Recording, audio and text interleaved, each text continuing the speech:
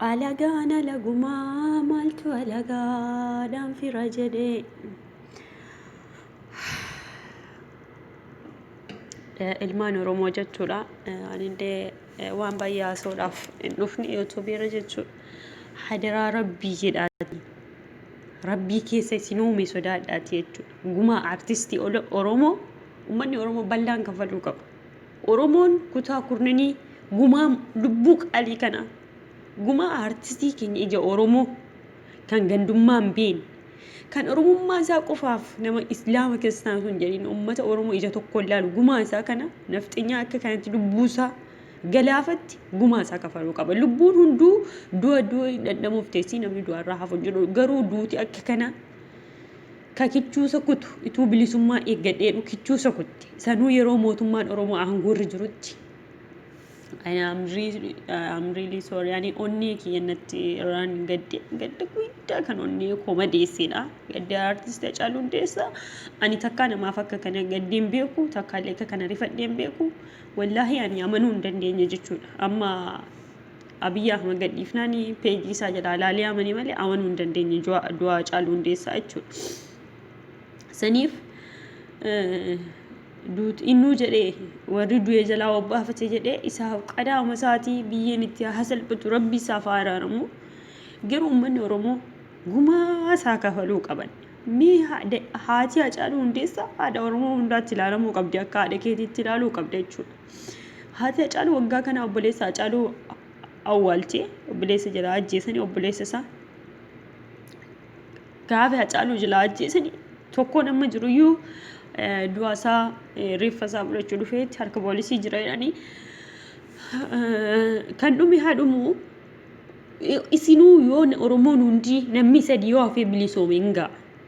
Ani gama kootiin jechuudha. Anuu galee itti dabalamee dhume yoo bishaaniin midhaan koo rabbi fixe jechuudha. Biyya hambaa keessa gangalachuurraa yoo bishaan koo midhaan koo rabbi fixe anillee galee itti dabalee wareegame jechuudha. Kanarraa hafe Oromoon bilisoomnaan nafxinyaan akka kana mataa irratti Oromoo boolaatu. Oromoon bilisoomee of ta'ee gaafa jiraate ani lubbuu koo du'a danda'amuu isheerraa hin gaddu. Nihinaan sababni isaa lubbuun nana caalu warri nana caccalaa hayyuun beekumsa qaban iyyuu du'aa jiran jechuudha. Oromiyaaf lubbuu isaanii uummata Oromoo lubbuu isaanii qaalii kafalaa jiran. Kanaaf ijoolleen Oromoo wallaalaan beekaan baadiyyaa magaalaa utuu hin jenne nama tokkorraa eeyyama gaafachuu qabdan nuti nama of ta'ee jiraatu ta'uu qabdan saayikooloojii keessaniin. Jawaar si ajajuu yookiin Dooktor Abiy si ajajuu yookiin ammoo Daawud Ibsaa si ajajuu hin qabu jechuudha. Paartiin kamuu si ajajuu hin qabu lubbuu irratti. Lubbuuf biyya irratti namuu si ajajuu hin qabu. Ofii kee of ajajuu qabda laal. Jawaar yookiin maali warri akkanaa warri akka Abiyyi ta'e balaan miqatuu gaccacabee malee yoo qanii isaanii ta'e malee namoota aangoorra jiran jedhi namoota bebbeekamoo abbaa qabeenyaa namni hin tuqu ni sodaata jechuudha.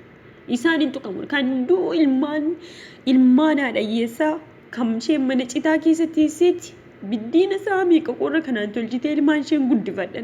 Maal ta'a jettee ofii agabuu ooltee ilmaan nyaachifattutu jalaa ajjeefama dhiiga saree godhama jechuudha.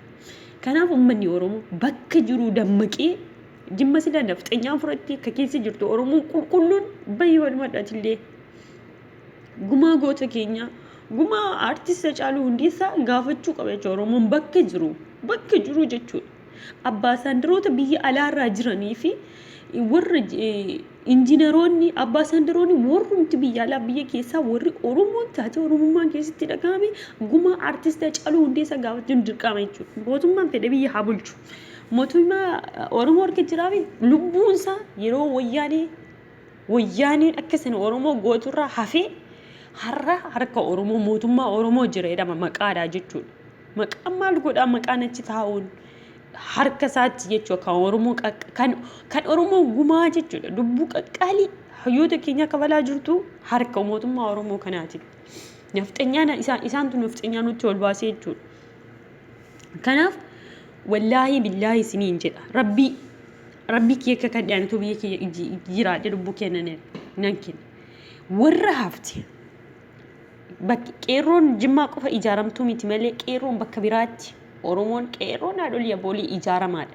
Harargeen, Dirree Dawaan, Shaashamanneen walumaa galatti dodolaan arsiin baalee gubbaan jechuudha gaara mul'atan baabbileen ijaaramuudha maashaallah tabaarakallaa shawallee akkasuma kai nafxinyaa harka ofirkaa afaan buufattee qabdu ammallee jimma baay'inaa miti kanaaf kan mana keessatti hafteen jedhe nafxinyaa abiddatti kaa'uu qabdan lubbuu daa'ima ishee ajjeesee baafachuu qabu oromoo wanti akkanaan jiru wanti daa'ima wanti akkanaan jiru yoollee gurguddaa ajjeesuu dadhabe namni tokko daa'ima ishee ajjeesee gumaa baafachuu qaba bakka gumaa baafatamuu qaba artist Hacaaluun gumaa isaa baafachuu qabda nafxinyaa jirti baadiyyaa keessa ishee mana isheetti abidda naquu qaba uummanni mana isheetti kan hin baranne kan meeshaa hin qabne kan mootummaa sodaatu abiddi hin jiru mana keessa abiddi nyaataan bilcheeffama abidda mana isheetti naqaa biraa kutaa nu nyaatteen teessu qacceen bofaa bofuma alagaan alaguma kan nafxinyaa duukaa mo'achi jallattu manni keenya aangoorra jirtu aangoorra hin jirres paartiidhaan walitti qabattee achi nurraa jettu achi deemtee bineensatti haaseentu baddaatti haaseentu nu dhimma isaanii miti nu warri oromoon qulqulluun oromiyaadhaaf hin geenye nu warri oromoon qulqulluun dhaloonni qubee kasichi ilma oomishu meeqa jira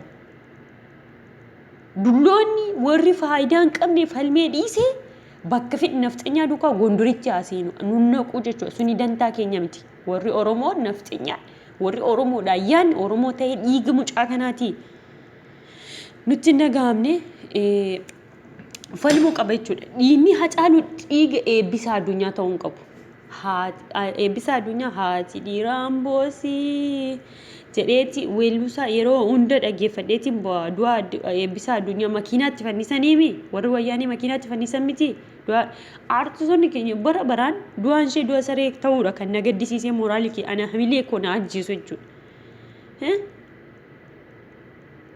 oromiyaa artistoota eebbisaa addunyaaf Hacaaluu Hundeessaa irratti gahuu qaba jechuudha Hacaaluu eebbisaa addunyaallee namni itti dhiyee awwaalu dhabamnaan raayyaa abbaa macaa rabbi jizaa isaa haa kafalu isatu awwaalchisee isatu du'aa isaallee makiinaa buusisisee jechuudha hayyuudha innillee qabsoorrallee wanuma hundaanuu maashaallah hin beeksisu malee ofiin faarsoo ofiin tuulu jechuudha kanaaf hadaraa keessan siniin jedha duutii artistoota oromoo Hacaaluu Hundeessaa fi eebbisaa addunyaa irratti nuuf gaha oromiyaa yoo dandeessan bilisoomsaa yoo dadhabame hundumti keenyaa dhumne namni sadiituu falmatuu biyya isaa bilisoomsee haa jiraatu nu hunditti dhumne lubbuun du'an ooltu biyya abbaa keetiitiin wareegamuun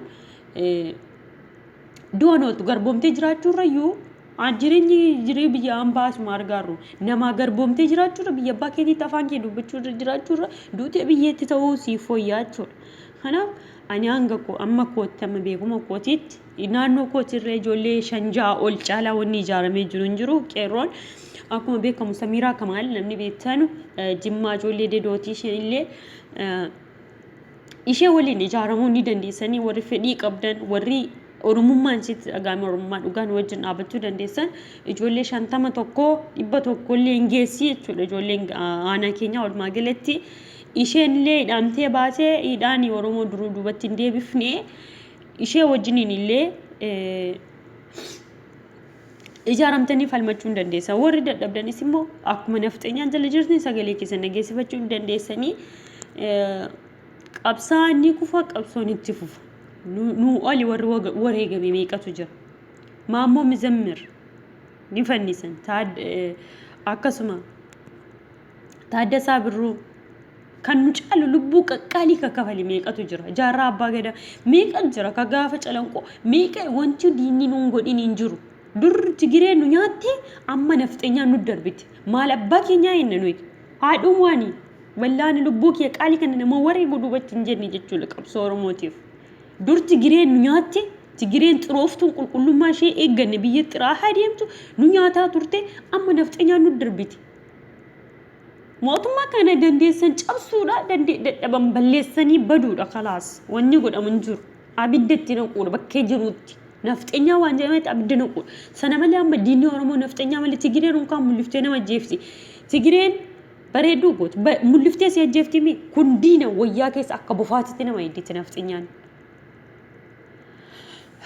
kanuman jedha rabbi ummata oromoo bal'aadhaaf على فبا جالو تفلي ربي ججبنا كأنه قدك ساني قد ساني قفمتي كان أورميها قوتو ورا أورمو ما رجع كمني هندادا إستلي بيجي إنسان إستها سلبتو نجان هابوقتو بران سينا نسي يادتا بك سيدا من اللي إن شاء الله سيدا جالو ندي ساتو بوفما kanaaf iyyuu guyyaa gaarii isin haa ta'u sinin jaaladha sinin kabaja ilmaan oromoo warri yuutuubii kee jalatti argamtan kan na dhaggeeffatanii kan na hordoftan isinin jaaladha jaalala dhugaa isinii qaba bakka jirtanitti nagaa isiniif hawwaa guyyaa gaarii isin haa ta'u.